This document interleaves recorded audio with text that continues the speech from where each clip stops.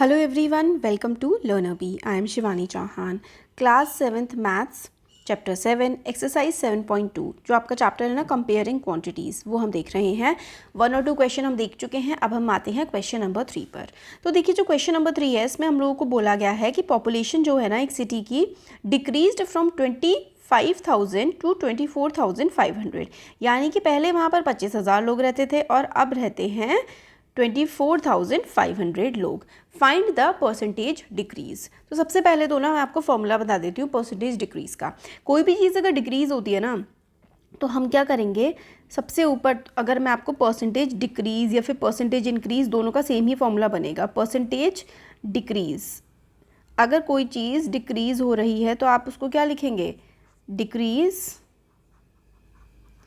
Upon में initial यानी कि जो वो डिक्रीज कम होने से जो वो पहले था, डिक्रीज अपॉन इनिशियल इनटू में 100।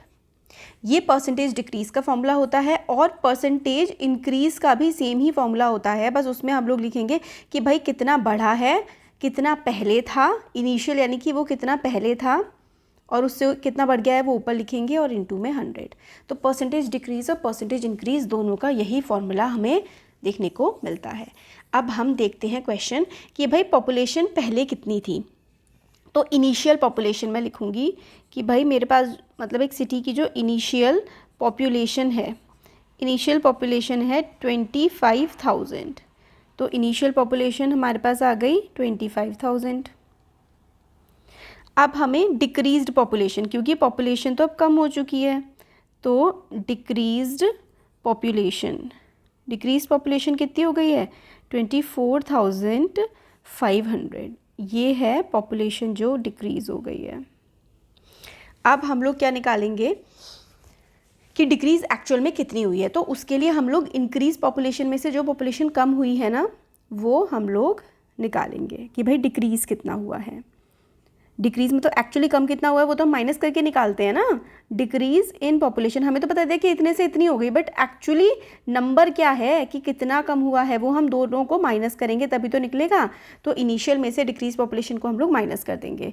तो ये कैसे निकलेगा, 25,000 माइनस 24,500।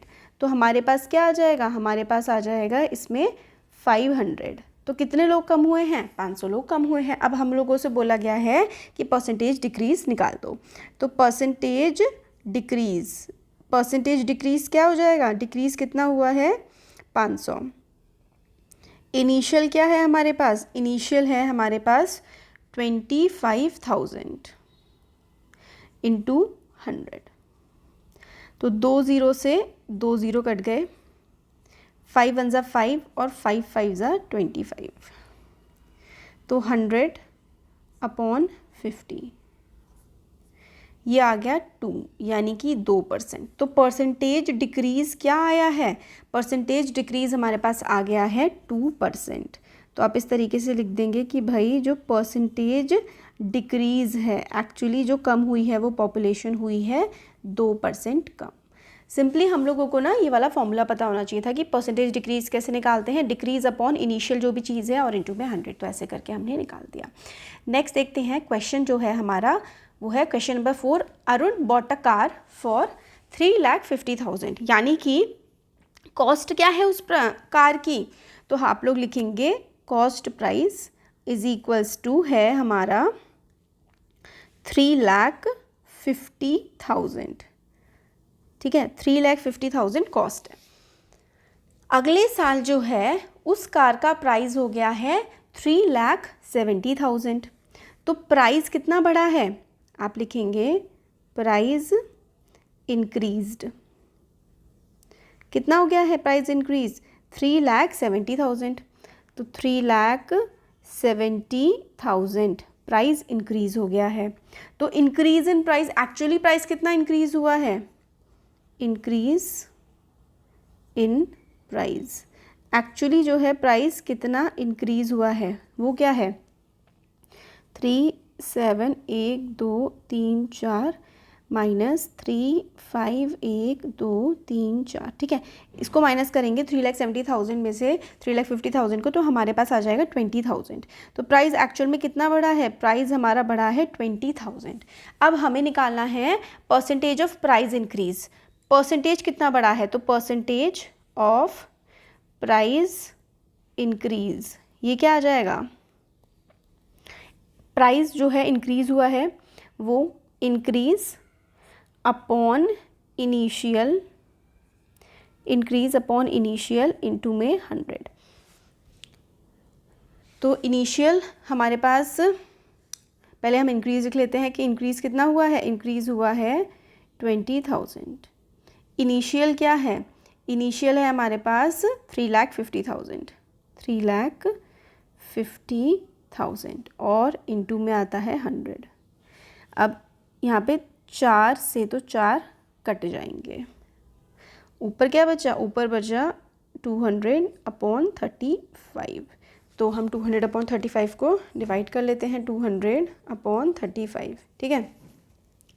तो इसमें हम 35 4 टाइम्स करें तो 5 4 जो 20, 4 3 जो 12, 13 14, 140 आ गया। तो हमारे पास, और अगर हम इसको 5 टाइम्स करें तो 5 5 से 25, 5 से 15, 16 17 18, तो यानी कि 5 टाइम्स अगर हमने करा तो हमारे पास आ गया 185। तो अब इसमें से बचा हमारे पास 25। अब हमारे पास फिर से लगेगा पॉइंट, फिर हम लगाएंगे 0, वेट, फिर हम लोग ने 0 लगाया, ठीक है। फिर 35 की टेबल में 250 आएगा ही नहीं, तो ये तो पॉइंट में ही बढ़ता चला जाएगा। तो फिर हम लोग ना इसको डायरेक्ट ऐसे मिक्स फ्रैक्शन में लिख लेते हैं कि भाई 5 7 ज़ा 35, 5 4 ज़ा 20, तो 40/7 यानी कि मिक्स फ्रैक्शन में आ जाएगा 5। इस तरीके से आप मिक्स फ्रैक्शन में छोड़ दीजिए, पॉइंटों में मत करिए क्योंकि ये तो कटेगा ही नहीं। तो आप मिक्स फ्रैक्शन में ऐसे करके छोड़ सकते हैं। ये मैंने 5/7 ऐसे लिखा है, देखो 7 5 ज़ा 35, ठीक है।